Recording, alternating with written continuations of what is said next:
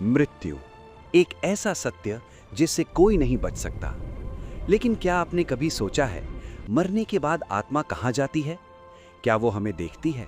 और क्यों हमारे धर्म में 13 दिन के कर्मकांड इतने जरूरी माने गए हैं? आज हम गरुड़ पुराण के अनुसार जानेंगे मृत्यु के बाद आत्मा के साथ 13 दिनों तक क्या होता है। गरुड़ पुराण के अनुसार जब किसी व्यक्ति की मृत्यु होती है तो आत्मा तुरंत शरीर को नहीं छोड़ती। वो अपने ही मृत शरीर के पास रहती है। वो देखती है अपने रोते हुए परिवार को, अंतिम संस्कार की तैयारी, अपनों की बातें। लेकिन सबसे पीड़ादायक बात यह होती है कि आत्मा कुछ भी कह नहीं पाती। वो देखती है, सुनती है, पर स्पर्श नहीं कर सकती। जब शरीर को अग्नि दी जाती है तो आत्मा को गहरा कष्ट होता है। गरुड़ पुराण कहता है आत्मा को ऐसा लगता है मानो वही जल रही हो। यही कारण है कि शांति, मंत्र और पिंडदान आत्मा को सांत्वना देते हैं। इन दिनों आत्मा अत्यंत सूक्ष्म रूप में होती है, भूख और प्यास अनुभव करती है, अपने घर के आसपास भटकती है, लेकिन कोई उसे देख नहीं सकता। इसीलिए जलदान, दीपक जलाना, भोजन दान आत्मा के लिए किया जाता है। अगर ये कर्म ना हो तो आत्मा को भारी कष्ट होता है। अब आत्मा को यमदूत यमलोक की ओर ले जाते हैं।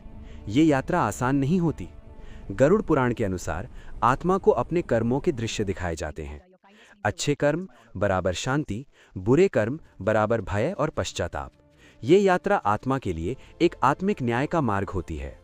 इन दिनों आत्मा अपने पूरे जीवन को देखती है। हर पाप और पुण्य का स्मरण होता है। यही कारण है कि परिवार द्वारा किया गया पिंडदान, तर्पण, ब्राह्मण भोजन आत्मा के बोझ को हल्का करता है। परिजनों की प्रार्थना आत्मा के लिए एक सहारा बनती है। 13वें दिन आत्मा को नया शरीर या लोक प्राप्त होता है। उसे पितृलोक या अगले जन्म की दिशा मिलती है। गरुड़ पुराण कहता है 13वें दिन किए गए कर्म आत्मा की अंतिम दिशा तय करते हैं। इसीलिए 13वां दिन सबसे महत्वपूर्ण माना गया है। मृत्यु अंत नहीं है, बल्कि एक यात्रा की शुरुआत है।